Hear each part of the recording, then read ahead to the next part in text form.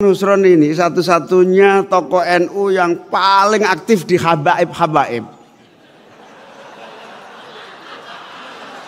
Ya toh? Wong Pak Prabowo saja ragu kepada habaib. Nusron itu habaib sekarang. Pemirsa, ada pidato yang lagi ramai dibicarakan. Pidato yang penuh canda, tapi juga sindiran tajam. Pidato yang terasa banget menyentil, terutama soal tokoh NU, habaib, sampai soal ekonomi rakyat.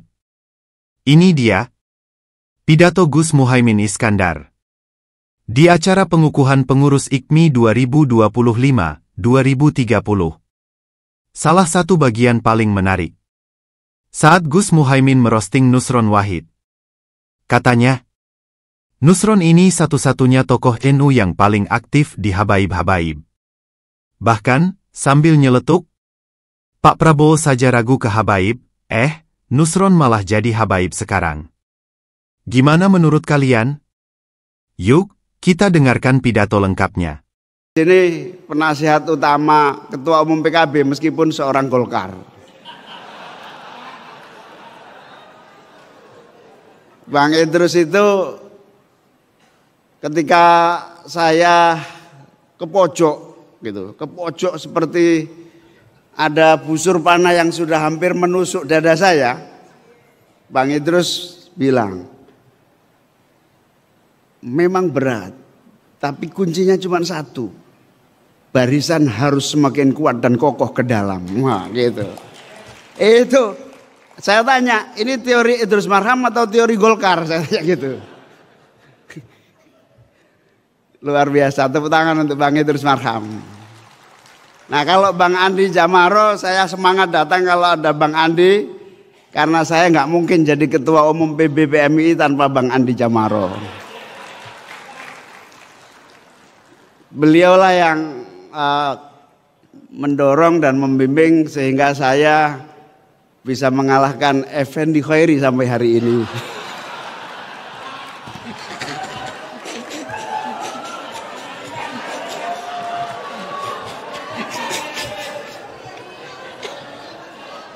Nah itu gini, PMI itu lucunya begini. Nanti kalau saya ketemu Pak Mukoam, pasti saya tegur, ngapain sih Pak Mukoam? Saya udah tahu jawabannya Pak Mukoam. Kalau saya nggak begini, Fathan Subhi nggak akan semangat bergerak.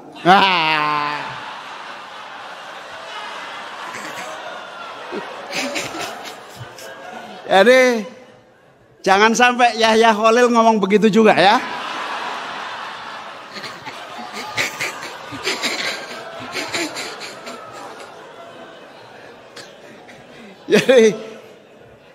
Jadi salah satu titik lemah mana Ketua Umum PBPMI yang saya hormati, Ketua Umum PBPMI. Sudah, jangan contoh era-era kita. Era kita itu nggak gerak kalau nggak ada yang nyetrum, kira-kira begitu. Nah, salah satu energi penting yang harus ditumbuhkan di PMI adalah energi tumbuh terus tanpa harus nunggu anak panah ataupun strum yang bergerak. Jadi energi PMI zaman saya kalau nggak diinjek nggak gerak. Alhamdulillah banyak diinjek sehingga geraknya tambah semangat. Sahabat-sahabat sekalian, sahabat Sekjen Purnomo Sidi, saya mengira dulu masuk Golkar paling satu periode terlempar gitu kan gitu. Ternyata berperiode-periode di Golkar. Tepuk tangan untuk Purnomo Sidi. Luar biasa, ini nggak mudah di Golkar. Dulunya kader PKB. Enggak, memang kalau kader PKB yang tahan banting lebih baik keluar aja lah. Tapi kader PKB yang tahan bantingnya tidak terlalu kuat, oke di sini saja. Nah kalau Purnomo Sidi terus, Bendahara Umum sahabat Arif dari PMI sudah tahan banting memang. Dari PMI sudah tahan banting. Makanya masuk Pemuda Pancasila. Ya agak bau-bau nggak jelas oke lah gitu. Sudah Pemuda Pancasila, DPR-nya pun Nasdem. Saya kira termasuk yang tahan banting.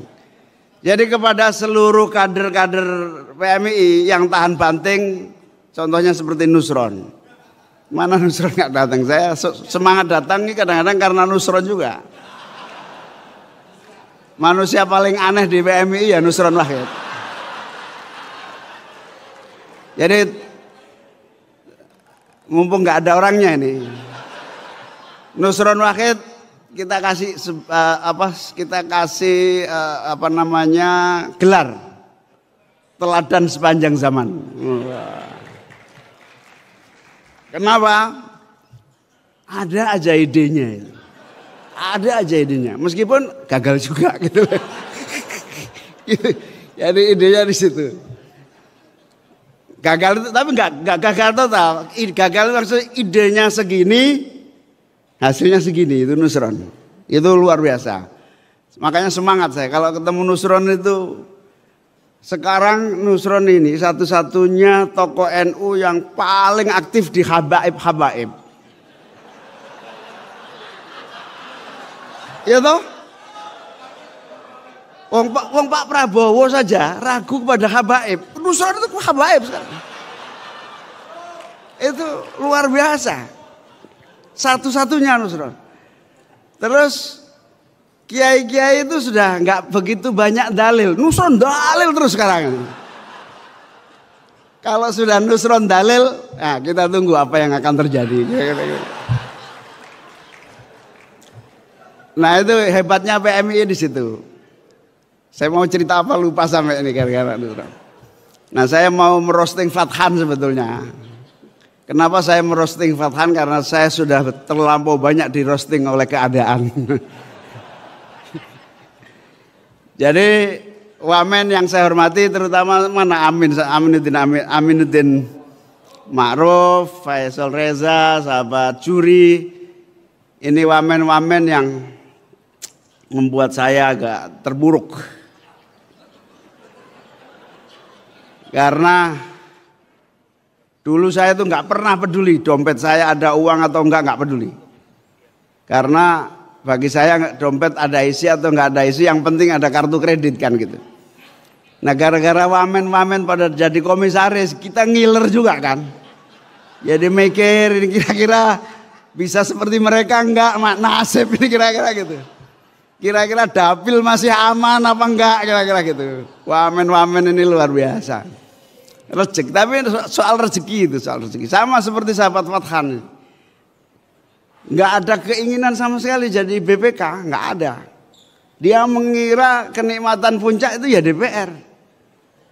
Didorong-dorong BPK bolak-balik agak ogah.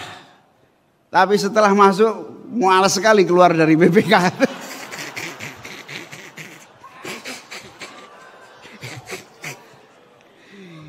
Nah wamen-wamen ini ya bikin lemes lah kira-kira wamen. Sahabat-sahabat sekalian, saya tentu sangat mengucapkan selamat kepada, sangat syukur dan selamat kepada pengurus baru yang menurut saya ini energi yang dahsyat ya.